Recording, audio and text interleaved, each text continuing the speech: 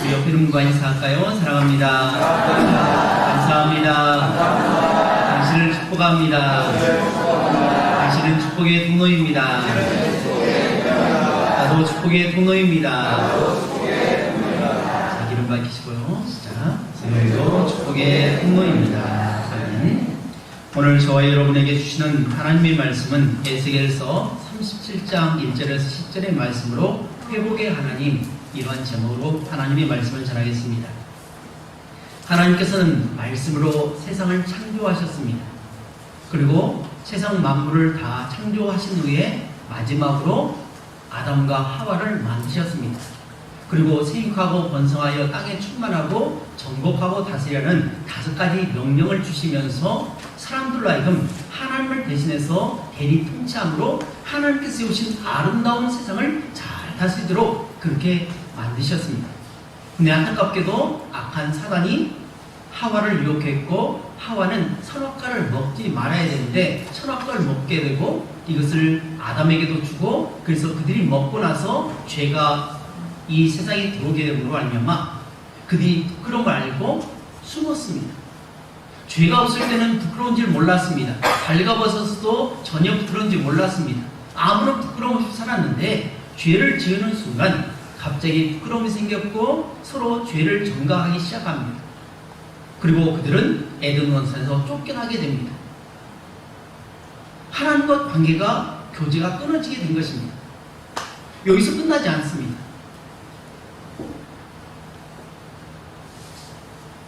첫 번째 아들 가인이 두 번째 아들 아벨을 돌로 쳐 죽입니다.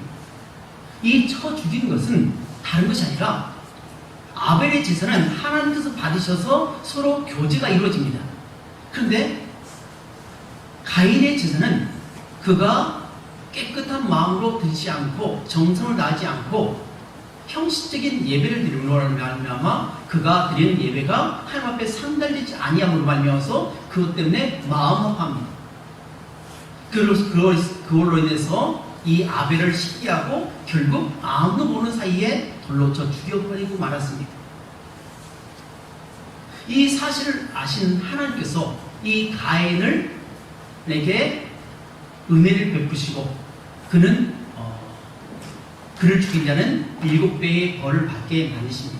그리고 이 가인은 아벨을 죽이고 나서 유리한 자가 되어서 평생 떠도는 인생을 살아가고 마는 것입니다. 하나님 이런 잃어버렸던 하나님 나라를 회복하기 위해서 사람을 보내시고 또한 선지자를 보내시고 결국 예수 그리스도를 보내셔서 하나님께서 만들어 오신 그 나라를 다시 회복하는 것입니다. 그래서 예수 믿는 사람들은 어떤 사람들이냐? 하나님의 나라를 다시 회복시키는 그러한 하나님 나라를 만드는 사람들입니다. 하나님께서 죄를 지은 인간들을 다 쓸어버리셨죠. 그리고 방주를 만들라고 했었습니다. 이 방주는 누구에게 만들라고 말씀하셨습니까? 예? 노아에게 말씀하셨습니다. 그러나 노아에게 말씀하셔서 방주를 만들라고 하신 것은 다 쓸어버려서 다 죽이기 위한 것이 아니라 방주를 만들라는 것은 무엇입니까? 목적이 있겠죠? 살려내고자 하는 그런 마음이 있다는 것입니다. 죄를 범한 인간들은 다 쓸어버리지만 그러나 방주에 들어온 사람들은 누군지 살려주겠다는 그런 하나님의 메시지가 있는 것입니다. 우리가 120년 동안 그렇게 기다렸지만 안타깝게도 8명만이 살아남았습니다.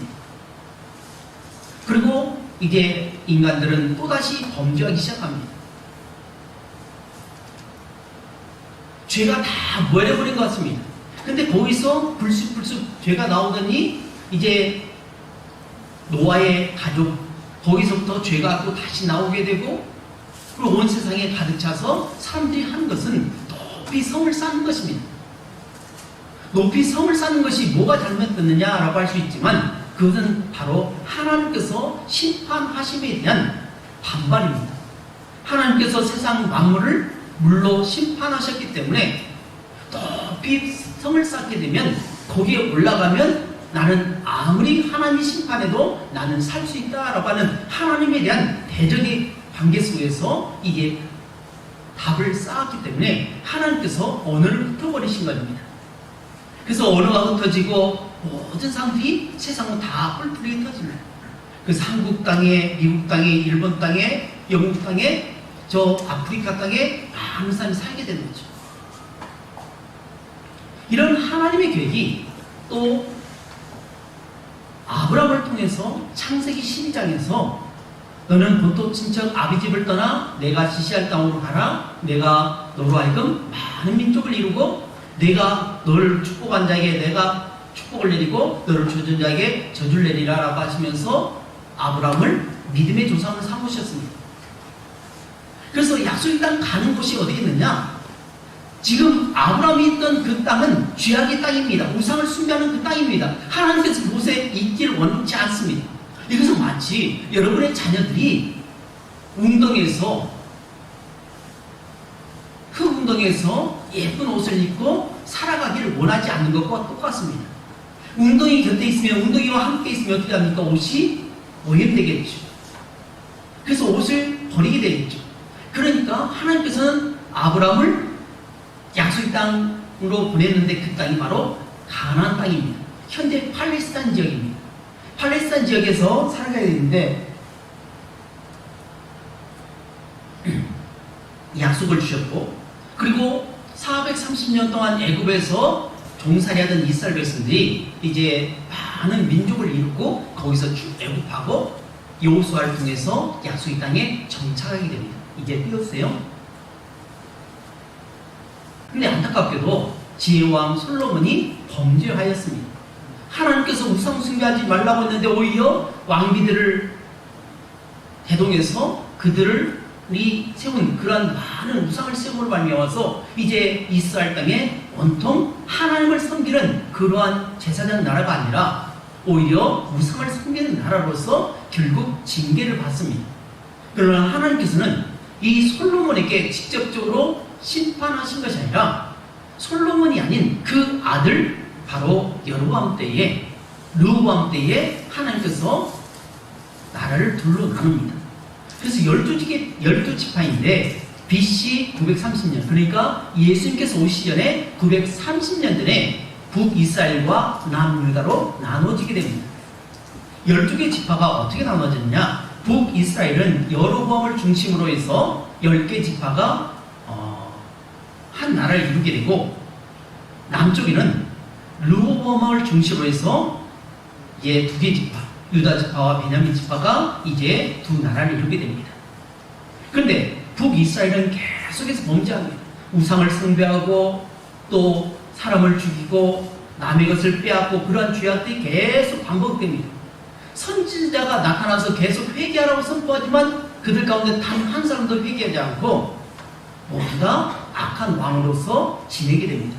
그래서 결국 하나님께서는 BC 722년에 아수르에서 멸망을 시켜버립니다. 그러고 나서 남유다 땅에는 어떠했느냐? 남유다 땅에도 다윗과 같은 그러한 상황이 나왔습니다. 아사 왕도 나오고 또 여호사밧 왕도 나오고 히스기야 왕도 나오고 여러 왕이 나왔지만 대부분이 또 범죄하였습니다. 그래서 남유다도 역시 344년 동안 존속했지만 결국 BC 586년에 바벨론에서 완전히 패망하고 만 것입니다. 다음 장면요. 그래서 바벨론이라는 나라에 멸망하게 되는데 그러나 한 번에 완전히 쫄딱 망하는 것이 아니라 3번에 걸쳐서 이제 포로로 잡혀가게 됩니다. 1차, 2차, 3차가 있습니다.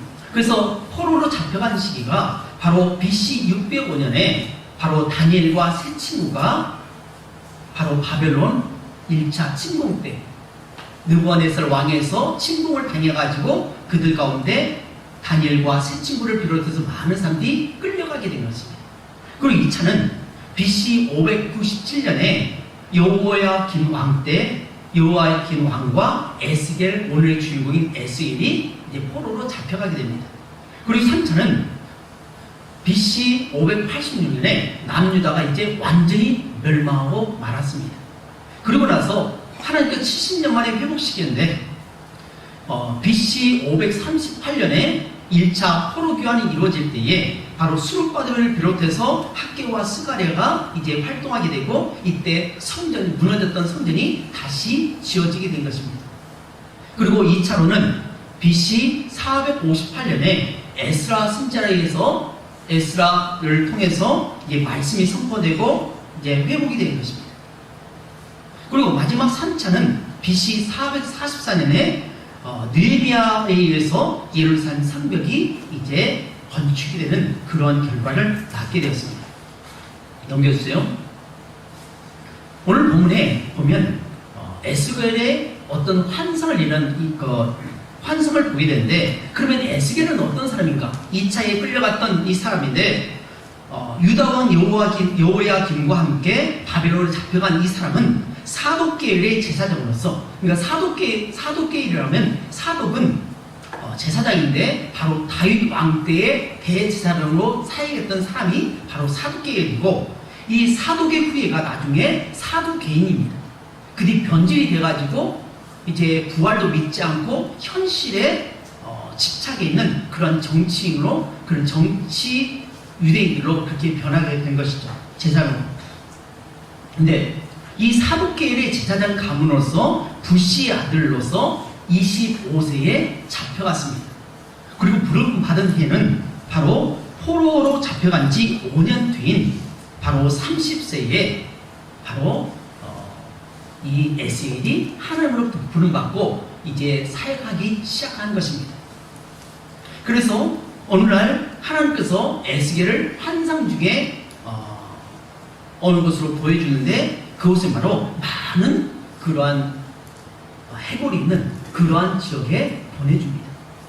그러면서 이 해골이 살 수 있느냐, 이 뼈들이 살 수 있느냐라고 했는데, 이 뼈는 완전히 말라버렸다는 것입니다. 사랑하는 여러분, 그러면 왜 이 뼈들을 보여주고 이 뼈들이 있을까요? 왜 이 뼈가 있을까요? 물론 우리나라는 코로나 사태로 인해서 상당히 힘든 가운데 있습니다. 이제 1800명, 2000명대 가까운 그런 가운데 있지만, 우리는 병원에 가서 진료를 받고 또 장례를 3일장을 치를 수 있습니다. 근데 우리가 과거에 혹시 몇 절 전에 보면 인도라든지 미국이라든지 프랑스라든지 그런 데 보면 어마어마한 사람들이 장례를 치르게 되는데, 사람이 죽어서 장례를 치는데 장례를 치르지 못하죠. 그래가지고 어떻게 합니까? 막 산더미처럼 쌓아놓잖아요. 시체를 쌓아놓은 그런 것처럼, 바로 당시 이스라엘이 얼마나 급박하게 전쟁을 속에서 사람들이 죽었던지, 내 가족의 장례를 치르지 못한 채 나 하나 살기 위해서 막 백방으로 다 도망갑니다. 그러다 보니까 장례를 치르지 못해서 이제 뼈들이 한 곳에 다 모이게 된 것입니다. 시체가 썩은 냄새가 나고 이제 뼈가 드러나고, 그래서 이런 것들을 장례를 치러야 되는데 장례를 전혀 치러지지 못한 긴박한 상태. 그러면서 오늘 에스겔 선지자를 통해서 이들은 바로, 이 뼈들은 바로 이스라엘이라 라고 말씀합니다. 이스라엘의 영적인 상태를 보여주고 있는 상태라는 것입니다. 앙상하게 비뚤어져 가지고 전혀 사랑할 길 없는 그 앙상한 모습의 뼈들이 바로 이스라엘 모습이고, 어찌 보면 오늘 우리의 신앙인의 모습이 아닌지 생각해 보아야 됩니다. 내가 신앙생활을 하고 있지만, 예배를 드리고 있지만, 또 봉사를 하고 있지만, 말씀을 읽지만, 찬양을 하지만, 우리 마음에는 갑갑하고 완전히 맹맹하고 정말 은혜도 넘치지 않는, 그냥 왔다 그냥 가는, 우리 보통 기도할 때 거저 왔다 거저 가는 그런 모습의 신앙생활이 아닌지 우리는 늘 생각해 보아야 한다는 것입니다. 그러면서 하나님께서 인자인 이 에스겔에게, 인자야 이 뼈들이 살겠느냐라고 했을 때, 뼈가 살 수 있습니까? 못 삽니까? 여러분 같으면 살릴 수 있습니까? 못 살립니까? 못 살립니다. 그러나 에스겔이 대답하기를 하나님께서 하십니다 라고 합니다. 왜냐하면 하나님께서 하실 수 있다는 것입니다. 나는 할 수 없지만 하나님은 하실 수 있다고 그렇게 고백하는 거죠. 그러자 하나님께서 에스겔에게, 인자야 너는 말씀을 전하라 라고 했을 때에 뼈와 뼈들이 붙고, 또 살점이 붙고, 힘줄이 붙고, 가죽이 붙고, 그러나 거기는 생기가 없다고 했습니다. 그때 다시 인자야 너는 생기에게 개헌하여서 이 뼈들에게 들어가게라 라고 했을 때에 생기가 들어와가지고 달리 말하면 혼이 들어와서 큰 군대를 이루었다는 것이 다음 장이요. 군대를 이루어서 이제 큰 힘을 갖게 되었다는 것이 오늘 본문의 내용이라는 것입니다. 그렇다면 오늘 말씀을 통해서 우리에게 주시는 은혜는 무엇일까? 라고 하는 것입니다. 여러분, 회복이라는 말씀 많이 들어보셨죠? 그래서 회복은 무엇입니까? 회복의 뜻이 무엇입니까? 아는 대로 한번 대답해 보세요. 회복이 무엇입니까? 예? 원래 상태로 돌아가는 거죠. 원래 상태로 복구되는 것입니다. 원래 좋은 상태로 다시 돌아가는 것이 회복입니다. 달리 말하면 이 땅에 예수님을 보내신 이유는 하나님 나라가 훼손이 되었습니다. 잃어버렸습니다. 원래 하나님 나라는 행복한 나라였습니다. 미움도 다툼도 슬픔도 고통도 없는 그러한 곳이 바로 하나님 나라였는데 죄가 들어온 순간 어떻게 합니까? 미워하고 시기하고 질투하고 살인하고 갈등하는 것이 바로 세상입니다. 그래서 오늘 이 시간 우리가 살아가는 이 세상의 삶은 온전한 것이 아닙니다. 우리가 사는 세상은 이 세상 삶은 우리는 평안할지 모르겠지만 완전한 평안이 없습니다. 돈이 있으면 잠시는 행복할지 모르겠지만 그 돈 때문에 행복이 깨어져 버립니다. 누군가 만나서 행복한 삶을 살기를 원하지만 그 관계 속에서 행복할 것 같지만 이틀 3일만 지나면 그 행복이 깨어져 버립니다. 결혼해서 아름다운 신혼을 꿈꾸지만 석 달이 못 가서 눈에 콩깍지가 벗어짐과 동시에 그렇게 사랑스럽고 예뻤던 달덩이 같던 그 남편, 아내가 갑자기 왼수로 그냥 바뀌는 경우가 있다는 겁니다. 왜 그럴까요? 바로 이 세상은 완전치 않다는 것입니다. 죄가 존재하는 곳이고 사단이 다스리는 곳이고 그런 곳이기 때문에 온전한 나라가 될 수가 없습니다. 온전한 나라는 바로 하나님께서 다스리신 나라이고 하나님의 나라, 바로 하나님 나라에 우리가 죽어서 가는 그 하나님 나라이지만 그것은 아픔도 고통도 슬픔도 없는 그 땅이지만 그러나 그 하나님 나라를 이 땅에서 이루어가는 것이 바로 우리의 삶이라는 것입니다. 우리의 노력을 통해서 이루어진 것이 아니라 인자야 너는 말씀을 대언하라고 했을 때 대언을 했던 것처럼 이 하나님의 말씀이 대언되고 그 말씀이 살아 역사한 곳에 바로 회복이 일어나게 된 것입니다. 완전히 말라버렸던 이 마른 뼈들이 전혀 살 길 없는 이 마른 뼈들이 말씀이 선포되자 죽었던 뼈와 뼈들이 붙고 힘줄이 붙고 살점이 붙고 그래서 완전한 군대를 이룬 것처럼 그런 나라를 이루고자 한 것이 하나님의 뜻이라는 것입니다. 그래서 오늘 말씀을 통해서 우리가 살펴볼 것은 세 가지인데요. 첫 번째로는 저를 따라서 한번 고백해 보겠습니다. 하나님은 불가능을 가능케 하시는 전능하신 하나님이십니다.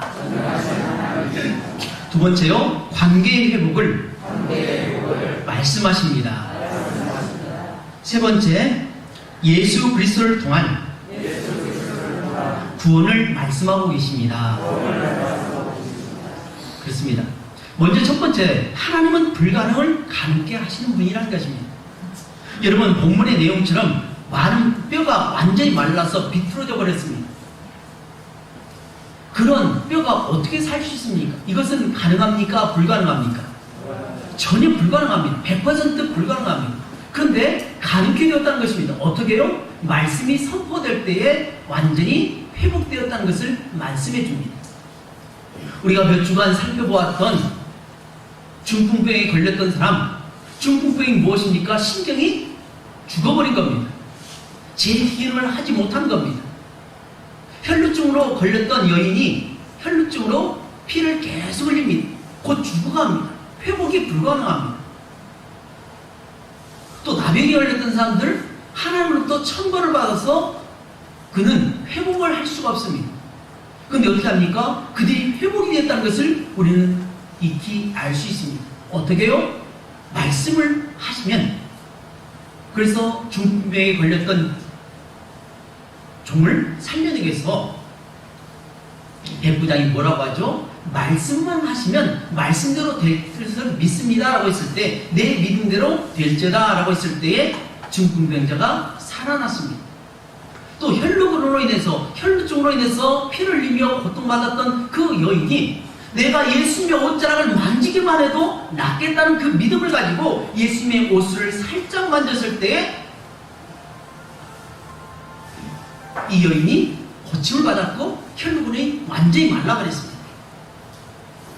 이스라엘 백성들은 지금 죄악으로 인해서 멸망을 당해서 바벨론에 지금 포로로 잡혀가서 절망 중에 살고 있습니다. 여러분, 포로의 삶이 행복한 삶일까요? 그렇지 않습니다. 다니엘과 사드락과 메삭과 아벳느고가 그곳에서 왕궁에서 왕의 진미를 먹고 또 왕의 송차를 마셨지만 그러나 다 그런 것이 아닙니다. 대표적으로 쓸만한 인물들만 몇 사람만 택해가지고 그들을 특별 훈련시킬 것입니다.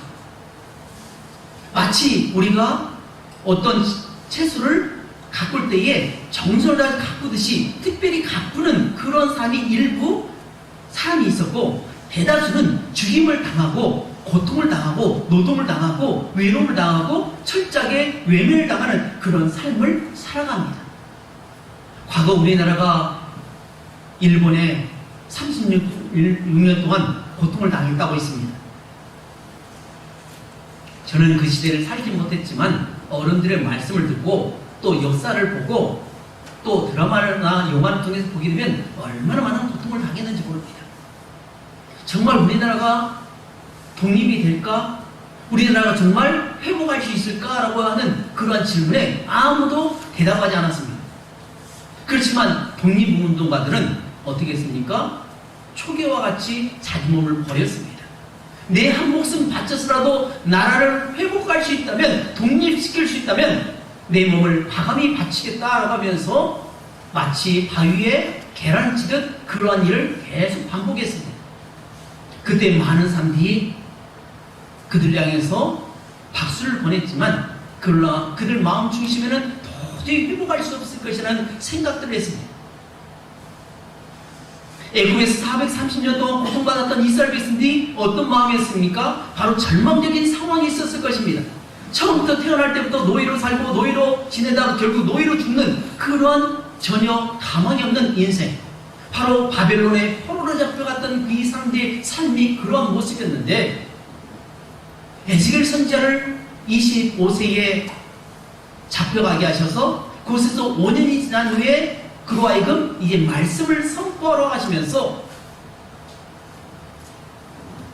마른 뼈로 완전히 절망 속에 있는 그 마른 뼈에게 말씀을 변하라고 하나님께서 말씀하시고 그 말씀대로 순종하자 마른 뼈가 군대를 이룬 것처럼 반드시 너희들이 죄악으로 말미암아 죽었지만 나는 회복시키겠다라고 하신 것이 바로 하나님의 말씀이라는 거죠. 그래서 선지자들이 하는 선포의 내용은 예레미야나 이사야나 에스겔 선지자는 선포하기를 심판하신 하나님을 전반부에 선포하고 말씀하시고 왜 심판하게 되냐? 너희 하나님을 버리고 우상 섬겼기 때문에 내가 너희를 심판한다 라고 말씀합니다. 그리고 후반부에는 그렇지만 너희들이 범죄했지만 회개하고 돌아오면 반드시 회복시킬 것이다. 70년 만에 회복시킬 것이다. 다시 공부로 돌아오게 하실 것이라고 말씀하신 것이 바로 선지서의 내용이라는 겁니다. 이것을 바로 보여준 것이 에스겔의 마른 뼈가 이제 군대를 이루는 그런 모습이라는 것입니다. 이뿐입니까? 오늘 우리에게도 불가능한 일이 참 많습니다. 질병으로 인해서 불가능한 가운데 있는 분들이 있습니다. 또 물질 문제 때문에 불가능한 가운데 나는 평생 이렇게 가난하게 살아야 되구나, 나는 이렇게 백날 노력해도 잘 살 수 없구나 라고 절망 중에 빠진 사람들도 있습니다. 젊은이들은 아무리 노력해도 우리는 승진할 수 없고 잘 살 수 없고 집을 얻을 수 없다는 그런 절망 중에 있을 때가 있다는 것입니다. 그러나 정말 그럴까요? 아닙니다. 하나님은 죽은 자를 살리신 분입니다. 욥의 10명의 아들을 하루아침에 다 죽이셨다는 하나님께서 42장에 가서 다시 회복시켜준 모습을 보게 됩니다. 갑절에 재산을 얻게 됩니다. 왜 이게 가능합니까? 하나님은 회복하신 하나님이시라는 겁니다. 사랑하는 여러분, 혹시 여러분 가운데 회복되어야 할 것이 무엇이 있습니까? 이 회복될 것을 위해서 여러분이 기도하시길 주님 여러분 축복합니다. 나는 할 수 없지만 하나님은 하신 분입니다. 회복의 하나님이십니다. 이것을 믿고 살아가야 됩니다. 두 번째로는 하나님은 깨어진 관계를 회복하시는 하나님이시라는 것입니다. 오늘 본문 7절 말씀 함께 읽도록 하겠습니다. 시작. 이에 내가 명령을 따라 대언하니 대언할 때에 소리가 나고 움직이며 이 뼈 저 뼈가 들어맞아 뼈들이 서로 연결되더라. 아멘. 오늘 보면 완전히 죽어 말라버린 이 뼈들이 있습니다. 뼈가 제 기능을 하지 못합니다. 뼈는 어떤 역할을 합니까? 우리 몸을 지탱합니다. 그래서 우리가 뼈가 틀어지게 되면 아프게 됩니다. 제대로 설 수도 없습니다.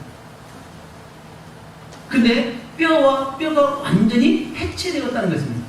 그럼 몸을 지탱할 수 있습니까? 못합니다. 뼈의 기능을 상실해버렸습니다. 그런데 말씀이 대언되니까, 말씀을 대언함으로써 대언하니까 뼈와 뼈가 붙었다는 것입니다. 뭘 말씀합니까? 바로 관계가 회복된다는 것입니다. 뼈가 완전히 단절되었습니다. 흩어져 버렸습니다. 도대체 이 뼈가 어떤 관계에 있는지 모릅니다. 머리뼈와 꼬리뼈가 같이 엉켜가지고 도대체 이것을 어떻게 회복해야 할지 모릅니다. 마치 엉켜버린 그 실타래를 어떻게 풀어야 할지는 모르는 그런 가운데 절망적인 상황에 있다는 것입니다. 사랑하는 여러분, 우리 삶에도 이렇게 관계가 깨어져 버린 경우가 참 많습니다. 가족 간의 관계가 깨어져서 그것 때문에 고통한 분이 너무너무 많습니다. 부부의 관계가 깨어지고 또 직장의 상사와 또 동료들 가운데 관계가 깨어져가지고 직장 생활이 얼마나 힘든지 모릅니다. 또 물질의 문제의 관계가 깨어져 버리니까 이 물질의 관계가 계속 유동적으로 돼야 되는데 그렇게 의기적으로 되지 못하니까 이 물질이 들어올 때 들어오지 못하고 그러니까 이 관계가 깨어져 버리니까 고통 가운데 살아갑니다. 절망 중에 살아갑니다. 그래서 사람들이 택하는 것은 결국 목숨을 잃는 경우도 있습니다. 목숨을 끊으면 다 끝날 처럼 생각되지만 전혀 그렇지 않다는 것입니다. 사랑하는 여러분, 혹시 여러분이 살아가면서 이런 관계의 어려움 속에 살고 있는 분이 있습니까? 부모와 자식 간의 문제, 또 형제와 형제 간의 문제, 또 직장 동료와의 문제, 또 이웃 간의 문제. 어떤 분은 평생을 이웃 간에 등을 쥐고 아웅다웅하며 살아가는 분이 있습니다. 그 사람이 행복할까요? 행복하지 않습니다. 부부도 마찬가지입니다. 같이 한 입을 덮고 잠을 자긴 하지만 그 자리가 얼마나 껄끄러운지 모릅니다. 당장 뛰쳐나고 싶은 그런 마음도 있는 부부도 있을 것입니다. 도대체 내가 이 남자와 이 여자와 살아야 할 것인지, 내가 자식을 위해서 이렇게까지 해야 할 필요가 있는지, 매일매일 아파하고 고통하고 있어서 이 부모가 병원에 입원했을 때 자녀들이 이 부모를 어떻게 모셔야 할까 걱정하다 처음에는 그러지만 너무나 지쳐가지고 힘든 그런 상황 속에 있는 그런 부모 자식 간의 갈등도 있다는 것입니다. 그런데 말씀이 들어오면 관계가 회복된다는 것입니다. 미워했던 사람들을 사랑할 수 있게 됩니다. 깨어진 관계가 회복됩니다. 오늘 말씀은 바로 관계입니다. 그런데 우리가 가장 중요한 관계는 무엇일까요? 부부간의 관계일까요? 이웃과의 관계일까요? 가장 먼저 큰 관계는 하나님과의 관계입니다. 창세기의 사건, 죄를 지은 사건을 통해서 알게 된 것은 먼저 범죄함으로 말미암아서 하나님과의 관계가 끊어져 버리니까, 교제가 끊어지니까 부부간의 갈등이 일어나고 또 형제간의 살인사건이 일어나고 유리한 사건이 일어나고 계속 민족 간에 죽이고 빼앗고 하는 그런 관계가 이루어진다는 것입니다. 그리고 땅에서 엉겅퀴가 나오게 되고 농사를 지어도 심지 않은 것들이 계속 나오게 되는 그런 갈등이 바로 이런 문제입니다. 그래서 예수 그리스도를 이 땅에 보내신 이유가 바로 그것입니다. 죄악으로 인해 죽어가는 모든 사람들에게 죄의 싹은 사망이라고 했고 죽은 데는 반드시 심판이 있을 것이라고 했는데, 이 심판이 두려워하는 사람들에게 예수님께서 하늘 보좌를 버리고 이 땅에 오셔서 우리를 대신해서 죽어주심으로 말미암아서 그를 믿는 자마다 영생을 얻게 되는 축복을 허락하셨습니다. 그래서 이런 예수 그리스도를 영접하는 가정은 행복한 가정이 이루어집니다. 깨어진 가정이 회복됩니다. 그래서 여러분, 혹시 관계가 깨어진 분이 있다면 여러분 말씀을 계속 읽고 묵상하시길 주님으로 축복합니다. 에스겔에게 통해서 회복시켜주는 그런 하나님의 역사가, 관계의 역사가 오늘 우리 가정에도 나의 삶에도 반드시 일어날 줄 믿고 그렇게 사시길 주님으로 축복합니다. 세 번째로는 예수 그리스도를 통한 구원을 말씀하고 있다는 것입니다. 사실 이것은 이스라엘 백성들의 회복으로 끝나지 않습니다. 바벨론으로 포로로 잡혀가서 그들이 멸망당해서 소망이 없는 그런 관계 속에서 너희가 회개하면 다시 돌아오겠다라고 하는 것으로 끝나지 않습니다. 성경에서는 반드시 모든 것은 예수 그리스도로 집중되어 있습니다. 어떤 사건 하나하나마다, 인물 하나하나마다 바로 예수 그리스도를 예표하고 있습니다. 이것은 바로 죽음으로 말미암아 완전히 끝나버린 우리 인생을 말씀하고 있습니다. 죄악으로 인해서 멸망받고 심판받고 지옥에 가야 할 그런 인생들인데, 근데 말씀이 선포될 때 말씀이 육신되어 이 땅에 오신 예수 그리스도, 그래서 요한복음 1장 14절에 이렇게 말씀합니다. 말씀이 육신이 되어 우리 가운데 거하시니 우리가 그의 영광을 보니 아버지의 독생자의 영광이요 은혜와 진리가 충만하더라.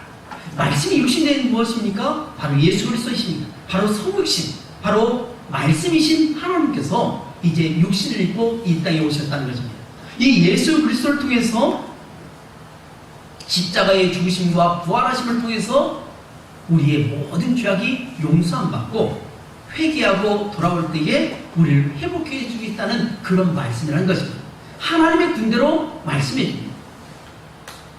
앙상하게 비틀어져서 버려져서 아무것도 할 수 없는 그러한 불가능한 존재가 말씀이 선포되자, 말씀이 들어가자, 성령이 역사하자 군대로 일어서게 되는 것입니다.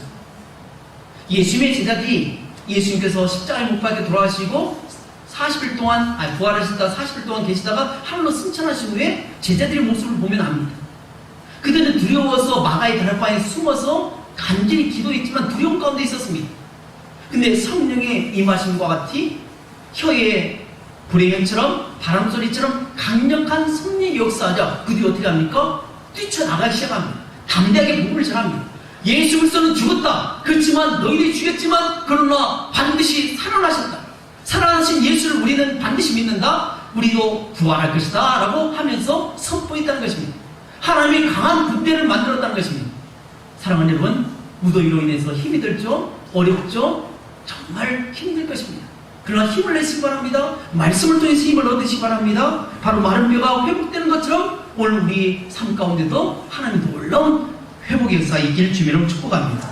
오늘 말씀을 통해서 이제 배우게 된 것은 첫 번째로 하나님은 불가능을 가능케 하시는 하나님이시라는 것입니다. 두 번째로 관계가 회복된 것을 말씀해 주시고, 세 번째로는 예수 그리스도 또한 구원을 말씀해 주고 있습니다.